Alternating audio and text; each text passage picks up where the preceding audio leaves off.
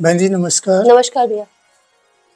मेरे YouTube channel पे आपका स्वागत है। आप अपने बारे में कुछ बताएं, अपने जानकारी के बारे में थोड़ा सा हमारे। जी मैं स्मिता त्रिपाठी हूँ, यहीं प्रयागराज कटघर में रहती हूँ। प्रेजेंटली मैं अपने भैया के साथ रह रही हूँ गुड़गांव में। मैं वहीं से आई हूँ अभी यहाँ पे माता जी की पुण्यतिथि पे आप सभी से और बुजुर्गों से मिलने के लिए। बाकी और मैं इससे ज़्यादा क्या वर्क क्या है आपका? जी आईटी में प्राइवेट जॉब है। आईटी में आप जॉब करते हैं? जी। ये आधारशिला वृद्धाश्रम, इसको आप कब से जानती हैं? ये लगभग 2016 के आसपास से इसके बारे में पता चला हुआ है।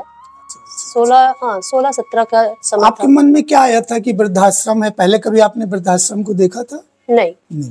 तो आपके मन में कुछ भाव आए होंगे कि वृद्धाश्रम में कैसे लोग रहते हैं उनके।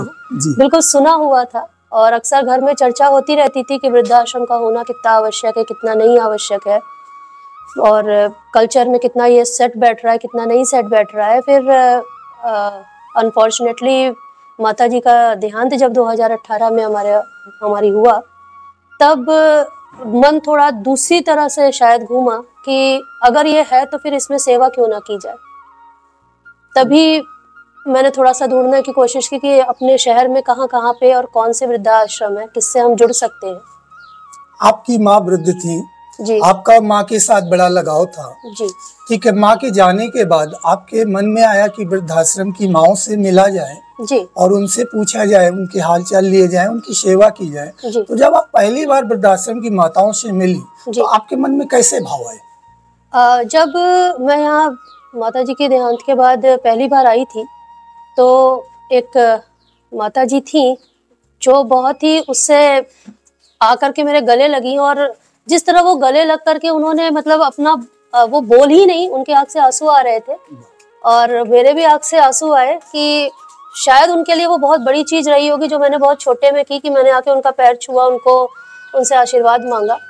और उस दिन से उस फीलिंग को, उस आत्मिक संतोष को, उस खुशी को मैं शब्दों में बयां कर ही नहीं सकती हूँ। संवेदनाओं का एक ज्वार उमड़ पड़ा। हाँ बिल्कुल, कि समाज के ये भी मेरे जीवन का एक हिस्सा है जो मुझे देना चाहिए। ऐसा भी होता है कि माताओं को इस अवस्था में लगता है कि हमारे बच्चे, हमारे बहुएं, हमारे नाती पोते हमारी सेवा करेंगे, लेकिन किन्हीं कारणों से अगर उन्हें अपना घर त्यागना पड़ता है और वृद्धाश्रम में रहते हुए समाज के जिम्मेदार लोग अगर उनको गले लगाते हैं तो शायद उनको खुशी मिलती है कि हमारा जीवन अकेले नहीं, अभी समाज के जिम्मेदार लोग हमारे साथ जुड़े हुए हैं। बिल्कुल। हम तो वृद्धाश्रम में आपके माध्यम से कैसी कैसी सेवाएं होती हैं?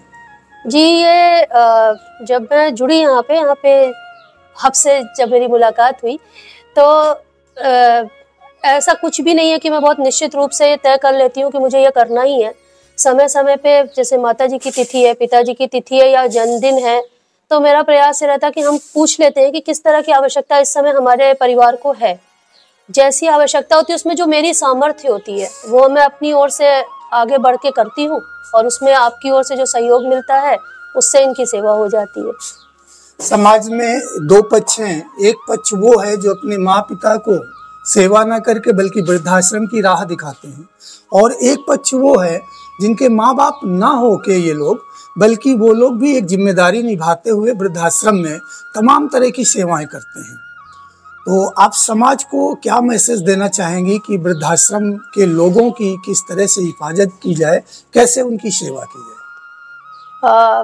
मैं यही कहना चाहूँगी सभी से कि कुछ संस्कार, कुछ बातें हम अपने घर परिवार में भी देखते हैं, तो ये थोड़ा एक कल्चर, एक व्यू जो मैंने अपने यहाँ देखा था कि जब मेरे पिताजी की 94 में डेथ हुई, तो उसके बाद माता जी ने एक निश्चित नियम सा बनाया था कि वो हर महीने अपना एक अमाउंट, ज़्यादा नहीं, 200-500 जो भी उनके उसमें बनता था वो निकाल के अलग करती थी, और साल भर में वो गऊ को की सेवा के लिए, बाहर की सेवा के लिए वो उस अमाउंट को शिफ्ट कर देती थी कि अब मेरा साल भर में इतना कलेक्शन हो गया, ये मैं सेवा में दे रही हूँ। उसको देख के मैंने ये सीखा कि मुझे भी शायद ये मैं कर सकती हूँ, और जब माता जी की मृत्यु हुई तो मैंने उस चीज़ को अपने अंदर लाया, और भैया ने, बहनों ने, सभी ने समझाया कि हाँ ठीक है, अगर तुम्हें इसमें खुशी मिल रही है तो आगे बढ़ो। तो शायद सबसे पहली शिक्षा जो हम अपने परिवार से लेते हैं, ये बड़ों को, हमको, सबको करना चाहिए कि हार्डली मैटर आप क्या कर पा रहे हो, बट जो कर पा रहे हो वो अपने समाज में रहने वाले ना सिर्फ बुजुर्ग, किसी को बच्चों में खुशी मिल रही है तो वो बच्चों के लिए करें, मगर करिए जरूर, जिसमें आपको संतुष्टि मिलेगी वो करिए जरूर। मैडम, पहले हमारे समाज में ये वृद्धाश्रम की प्रथा नहीं थी जी। अब बदलते हुए परिवेश में वृद्धाश्रम स्थापित हो रहे हैं जी। आपका क्या दृष्टिकोण है? ये वृद्धाश्रम हमारे समाज के हित के लिए है या समाज में ये एक दोष है? देखिए, किसी भी चीज को देखने के दो नजरिए होते हैं, एक सकारात्मक, एक नकारात्मक। मैं सकारात्मक रूप से देखूं तो वेदों को थोड़ा बहुत सुना है, पढ़ने की तो हैसियत नहीं है। उसमें 4 आश्रम बताए गए थे। एक आश्रम जो आखिरी होता था वो संन्यास आश्रम था। जी जी। अब संन्यास आश्रम लेने के लिए आपको परिवार से अलग होना पड़ता था, तो हम इन बुजुर्गों को ये क्यों कहें कि ये वृद्धाश्रम है? अगर हम इसे संन्यास आश्रम मान ले तो इसमें क्या बुराई है? बिल्कुल। बस सोचने का तरीका बदल दे ताकि उन्हें भी ये कष्ट ना हो कि वो परिवार से अलग हुए हैं। अब शायद वो संन्यास के रास्ते पे आगे बढ़ गए हैं, क्योंकि यहाँ उनको बच्चों का मोह नहीं है, यहाँ उनको जीवन की हकीकत पता चल चुकी है, यहाँ उन्हें एक निश्चित नियम के अनुरूप ही रहना होता है। ऐसा नहीं है कि वो कुछ भी करें, कहीं भी घूमे, कहीं भी खाएं। वो पूजा पाठ करते हैं, वो प्रभु में लीन होते हैं, वो निश्चित रूप से यहाँ से घूमने टहलने जाते हैं और चीजें करते हैं, मगर वो एक शायद उसी को संन्यास आश्रम ही कह सकते हैं कि वो उसी सन्यासी की तरह यहाँ रह करके अपना जीवन और बहुत खुशी से गुजारते हैं एक दूसरे के साथ। तो मेरा सोचना तो शायद कुछ ऐसा है कि हम इसे वृद्धाश्रम की जगह संन्यास आश्रम कह लें, और अगर समाज में कुछ है तो उसके होने की वास्तविकता, उसके होने की वजह तो जरूर होगी। ठीक है, मैं मानता हूँ कि ठीक है, वृद्धाश्रम उन लोगों के लिए खासकर जरूरी है जिनका वाकई में इस संसार में कोई नहीं है, परिवार नहीं है, और अवस्था ऐसी हो गई है कि इस अवस्था में वो कुछ कर नहीं सकते हैं और अपने लिए भरण पोषण की समस्या उनको महसूस होती है, इसलिए उनको वृद्धाश्रम की शरण लेना चाहिए। पहले हमारे समाज में संयुक्त परिवार हुआ करते थे, कई भाई और कई लोग रहा करते थे, सम्मिलित चूल्हा जला करता था और वहाँ पे बुजुर्गों का एक अच्छा सम्मान हुआ करता था। आज का बदलता हुआ समय मतलब ये दर्शा रहा है कि अब एकांकी परिवार की एक स्टैंडर्ड हो गया है और लोग अपना ही परिवार लेके रहना चाहते हैं। उस स्थिति में बूढ़े माँ बाप या परिवार के जो वृद्ध लोग हैं उन लोगों की एक तरह से कमी, मतलब उनको भरण पोषण की कमी महसूस होती है। तो समाज को ऐसा क्या संदेश आप देना चाहती हैं कि ये जो वृद्धों के प्रति एक लगाव कम होता जा रहा है वो लगाव कम न होने पाए? इसके लिए संदेश से ज्यादा हम यही कहेंगे कि लोगों को जुड़ना चाहिए, क्योंकि घर बच्चों और बुजुर्गों से ही होता है। बिल्कुल। हम आप इस उम्र में एक 25 से 40, 45, 50 साल तक की जो उम्र होती है उस समय हम कमाने में, घर को चलाने में खोए रहते हैं। ऐसे में जब आप थक के घर आते हो, एक तो जीवन है कि भागा दौड़ी का जीवन है, एक जीवन है कि घर में जो बुजुर्ग हैं वो 4 बार फोन करके आपसे पूछते हैं भैया कहाँ हो, भैया खा लिए, भैया पहुंच गए। ये आपको इस भाग दौड़ की जिंदगी में दुनिया में कहीं नहीं मिलने वाला। और बच्चे होते हैं जिनकी वजह से आप प्रयास करते हो कि मैं और कमाऊं और रखूं, तो कोशिश करिए जितना ख्याल आप अपने बच्चों का रखते हैं उससे कहीं ज्यादा ख्याल आप अपने उन माँ बाप का रखिए जिनकी वजह से आज आप बच्चों का ख्याल रखने लायक बने। बिल्कुल।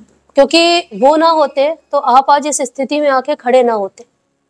तो ये तो अगर आप चक्र कह लीजिए तो चक्र घूमता है, उस तरह इस बात को बहुत अच्छे से याद रखिए कि जो भी आप अपने बच्चों को दिखाएंगे वही आप पलट के पाएंगे। अगर आप ये दिखा रहे हैं कि आपने अपने माँ बाप को घर से निकाल दिया है या आपके लिए वो बोझ हैं या आप उन्हें रखना नहीं चाहते हैं किसी भी कारण से, निश्चित सी बात है आपका बच्चा भी आपसे जिद करता होगा, कभी गुस्से में चिल्लाता होगा, कभी अलग अलग तरीके से परेशान करता होगा। वजह कोई भी हो, अगर आप अपने माँ बाप की इज्जत सम्मान नहीं कर पा रहे हैं तो उस सम्मान के लिए तैयार रहिए कि आपको भी शायद वो पलट के ना मिल पाए, क्योंकि बच्चा यही देखेगा। बिल्कुल बिल्कुल सही बात है। मेरा मानना है कि हमारे वृद्धों द्वारा ही हम अपनी संस्कृति को आगे ले जा सकते हैं। वृद्ध ही हमें सिखाते हैं, वो आज भी आप कितना आगे बढ़ जाइए, जब घर में विवाह समारोह या किसी तरह का समारोह होता है तो ये शान की तरह बैठते हैं, ये बताते हैं कहाँ सही कहाँ गलत है, हमें नहीं पता होता। और हर चीज में एक्सपीरियंस बहुत मैटर करता है। शायद इनका जो एक्सपीरियंस है, अनुभव है, वो हमें थोड़ा परेशान कर देता है सुनते वक्त, मगर वो अगर हम समझ पाए तो हमें बहुत आगे तक ले जा सकता है। समाज को एकजुट रहने के लिए और समाज के अंदर हमारी जो संस्कृति है वो जीवित रहे, इसके लिए वृद्ध जनों का आशीर्वाद, वृद्ध जनों द्वारा जो सीख मिलती है उसे हमें लेते रहना चाहिए और समाज के सभी वृद्धों का सम्मान करना चाहिए। ये एक संदेश है। बहुत बहुत धन्यवाद बहन जी आपका। जी बहुत बहुत धन्यवाद।